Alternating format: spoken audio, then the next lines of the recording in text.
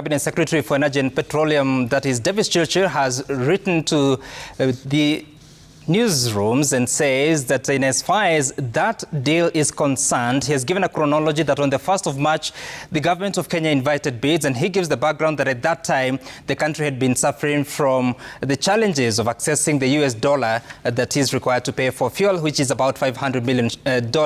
every month. So he says that on the 1st of March, the government of Kenya invited bids from government-owned international oil companies that were supposed to bid for 180 days deferred payment terms, meaning that they are supposed to supply oil to the country, but they would be paid within 180 days, which is about 6 months. And that contract was to last 270 days, equivalent to 9 months. Beyond that, the Cabinet Secretary says that the bids were closed on the 6th of March, but as of that day, and after the opening of the tenders, none of the 5 applicants, the 5 international oil companies that had submitted the bids, none of them was able to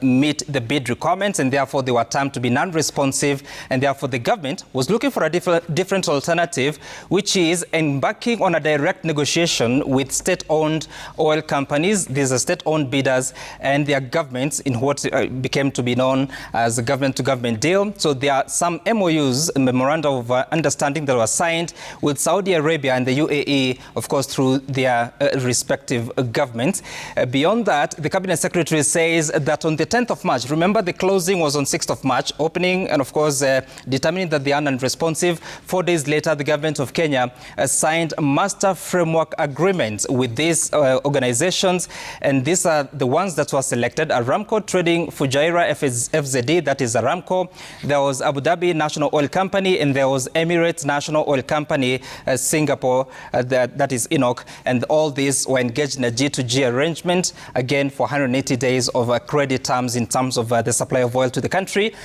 So that, the Cabinet Secretary says that this process, the G2G process, was actually cleared by the National Treasury and the Office of the Attorney General and the Department of Justice, and also says that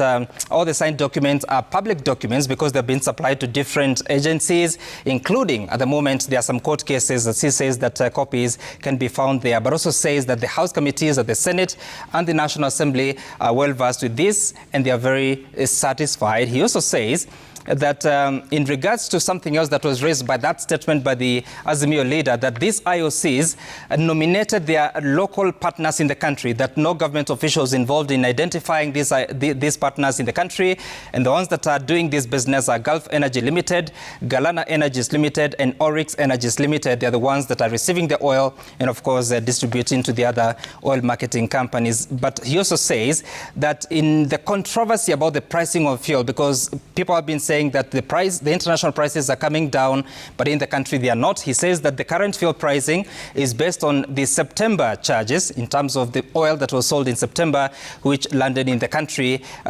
between the 10th of October and the 9th of November. That should be November right there. But also says that the September Platts prices were highest in or rather that was the highest in 12 months, which is also the international benchmark of pricing petroleum products. Again, the Cabinet Secretary responds to the question about the argument that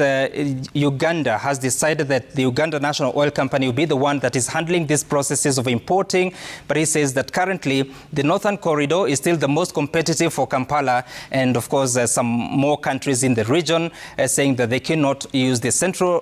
Corridor. He says that at the moment there has been no change in transit volumes to Uganda and the region coming after that decision by Uganda, but also says that at the moment Uganda has been using 90% for its cargo. 90% of it has been coming through the Northern Corridor, which is through Kenya. That's the statement according to the Cabinet Secretary. He also speaks about several issues concerning the forex, the Kenya shilling against the dollar, that has also, he says, has slowed down in terms of the depreciation. The currently Kenya shilling is losing by 1% month on month against the previous rate of 3%. That's the Cabinet Secretary for Energy and Petroleum Services, that is Davis Chirchir.